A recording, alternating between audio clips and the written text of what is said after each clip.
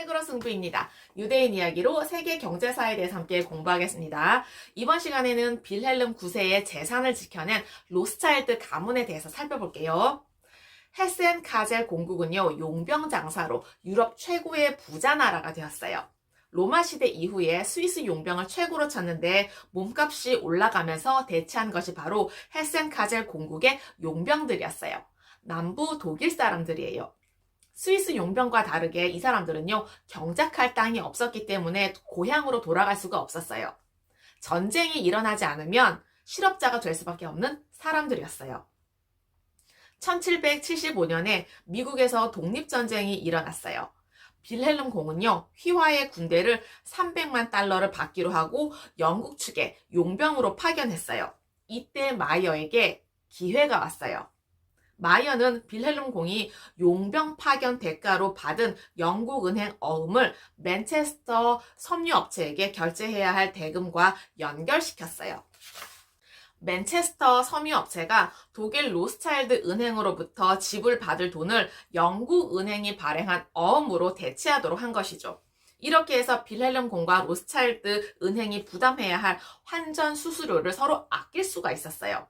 이런 방법으로 국가 간의 어음 결제를 시작해서 재미를 본 이후에 로스차일드 가문은 국가 간의 어음 결제 금융 거래를 본격적으로 할 수가 있었습니다. 빌헬름 공은요, 1785년에 독일 헤센 공국의 왕위를 물려받았어요. 그래서 빌헬름 9세가 되었죠. 이때 4천만 달러라고 하는 유산도 함께 상속받았어요. 당대 최대 규모의 유산이었어요. 마이어는요, 최고 궁전 상인이 될 수가 있었죠. 귀족들이 애호하는 고급 명품 거래로 부를 축적했어요. 마이어는 가족의 사업 기반을 조성을 하고 정치적인 실세들과 교분을 쌓는데 20년 이상 공을 들였어요. 그러면서 그가 관리해야 할 귀족 고객들에게는 동전과 골동품을 좀 더 싸게 팔았죠. 신용이 쌓이면서 1789년에 돈을 빌려주고 받는 비교적 큰 금액의 채권 할인 업무도 하게 되었어요. 그 뒤에 로스차일드가는 빌헬름 9세의 크고 작은 심부름을 자처하고 나섰어요. 빌헬름 자신이나 측근들이 나설 수 없는 일들을 도맡아서 처리했죠. 마이어의 5명의 아들들도요, 빌헬름 9세를 위해서 프랑크푸르트 은행들과 빌헬름을 은밀하게 연결시키는 메신저 역할을 했어요. 그러면서 양쪽에서 수수료를 받았죠. 유럽 전역에 산재해 있는 빌헬름 9세의 채권 심부름을 마다하지 않고 성실히 관리했어요. 1797년 셋째 아들인 네이선에게 2만 파운드를 쥐어주면서 맨체스터로 보냈어요. 직거래를 시도한 것인데요. 네이선은 프랑스 대혁명으로 수출길이 막혀 값이 떨어진 면포를 싸게 사서 개토의 상점들로 직접 보냈어요. 대혁명이 끝나면서 면포 가격은 천정부지로 솟아올랐죠. 로스차일드 일가가 국제적인 네트워크를 형성하게 된 계기는요, 이렇게 우연하게 시작했어요. 그 뒤에 마이어는 국제적인 금융사업에 그의 아들들을 최대한 많이 활용했죠. 영국은 1793년 2월에 프랑스에 전쟁을 선포했어요. 그렇지만 그의 동맹국들이 프랑스와 제각기 조약을 체결하면서 영국은 혼자 남게 되었어요. 영국 정부는 전비 조달을 전적으로 영란은행에 의존했어요. 금이 영국에서 대륙으로 유출이 되고 겁먹은 사람들은 은행에서 금을 회수하기 시작했죠. 영국 은행에서 유출되는 금의 양이 너무 많아지면서 1797년 2월에 영란은행 총재는 금 태환을 정지해버렸어요. 그러니까 은행권을 금으로 교환하는 것을 금태환이라고 해요.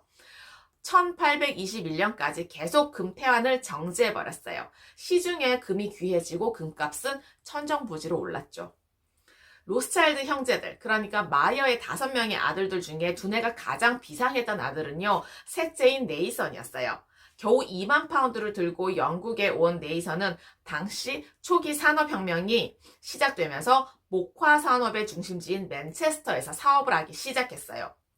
처음에는 면직물을 구입해서 독일 개토에 보내는 것이 주 업무였어요. 그 뒤에는 면화, 양모, 담배, 설탕을 사 보내서 로스차일드 상사는 더 많은 돈을 벌어들였어요. 그리고 사업의 반경도 넓어졌죠. 네이선은 생쥐를 사서 소규모 방직공들에게 날염을 맡긴 후에 유럽의 구매자들에게 직접 판매했어요. 바로 부가가치를 높인 것이었죠. 네이선의 직물 직거래 방식은 3개월 신용거래로 이루어졌는데요. 제조업 유통에 금융거래가 도입되었다는 뜻이에요. 점점 경쟁이 치열해지면서 직물산업보다는 금융업에서 더 많은 안정적인 이윤과 폭넓은 기회를 얻을 수 있다는 사실을 깨달았어요. 1803년 네이선은 영국에서 금융업을 하기로 마음을 먹었어요. 안정적이고 이윤이 큰 영국 정부의 공채 사업에 참여하기 위해서 맨체스터와 런던을 오갔어요. 나폴레옹 전쟁이 확대되면서 영국 정부는 전쟁 자금을 마련하기 위해서 2천만 파운드의 국채를 팔아야 했어요. 이미 직물업계의 환엄 거래에서 좋은 평판을 얻고 있었던 네이선은요, 신용이 생명인 국가 환엄 인수 가문으로 활동하게 되었어요. 다음 해부터 아예 주 모델을 런던으로 옮겼죠. 본격적으로 금융업을 시작하게 되었어요. 금융업 중에서도 채권, 금, 주식 거래가 그의 전공이었다고 합니다. 18세기부터 19세기까지는 정치적인 혼란기이면서 나폴레옹 전쟁 시기였어요. 이때 마이어의 재산은 눈덩이처럼 불어났어요. 마이어가 세계 제1의 재벌로 성장할 수 있었던 동기는 빌헬름 9세의 돈을 관리하면서부터였어요. 빌헬름 9세의 재무관인 부데르스는 이미 로스차일드 상사의 강력한 후견인이 되었어요. 일정 지분을 소유한 채 드러나지 않은 파트너가 되었던 거죠. 이후에 로스차일드가는요, 눈에 보이지 않은 빌헬름 9세의 주거래은행이 되었어요. 특히 외부로 노출을 꺼리는 대부와 대출금 회수의 일을 도맡아서 처리했어요. 1800년대에 이르러 로스차일드 가문은 프랑크푸르트에서 제일 가는 유대인 갑부 가문이 되었어요. 마이어 암셀 로스차일드는 신성 로마 제국 황제로부터 황제 대리인이라고 하는 칭호를 부여받았어요. 그 덕분에 그는 제국의 각 지역을 자유롭게 통행할 수가 있었고 그 회사 직원들은요, 무기를 소지할 수도 있었어요. 1804년 덴마크 왕실이 로스차일드 상사로부터 큰 돈을 대출받았어요. 바로 빌헬름 9세의 돈이었어요. 빌헬름 9세의 재산이 외부에 노출되지 않고 원금을 떼이지 않도록 하기 위해서 마이어의 아이디어가 빛을 발했어요. 덴마크 왕실에서 신청한 6건의 대출이 마이어를 통해서 성사되었어요. 이것을 계기로 로스차일드가는요, 유럽 금융계의 삽시간에 유명해졌어요. 나폴레옹은 전 유럽을 휩쓸기 시작해서 1806년에 친영국 성향의 빌헬름 9세 공화국까지도 점령했어요. 빌헬름 9세는요, 처가인 덴마크로 피신하면서 자신의 재산을 재무관인 부데루스에게 맡겼어요. 재무관은 다시 필요할 때 돌려준다는 조건으로 마이어에게 그 돈을 맡겼죠. 당시로서는 거액인 300만 탈레르였어요. 참고로 달러의 명칭은요, 탈레르로부터 유래되었다고 합니다. 유명한 일화가 한 가지가 있어요. 마이어는 이 재물을 그의 정원 한 구석에다가 파묻고 나서 4만 탈레르 정도 되는 자신의 상품과 재물은 숨기지 않았어요. 만약 이때 자신의 재산까지 숨겼다면 나폴레옹군의 엄격한 수색으로 발각되었을 것이고 끝내는 빌헬름 9세의 재산까지도 다 들통났을 거예요. 그런데 자신의 재산과 목숨을 걸고 빌헬름의 재물과 대외 차관 장부를 지켜낼 수가 있었어요. 이 시기에 마이어의 로스차일드 아이들도요, 누구도 하기 힘든 일을 해냈어요.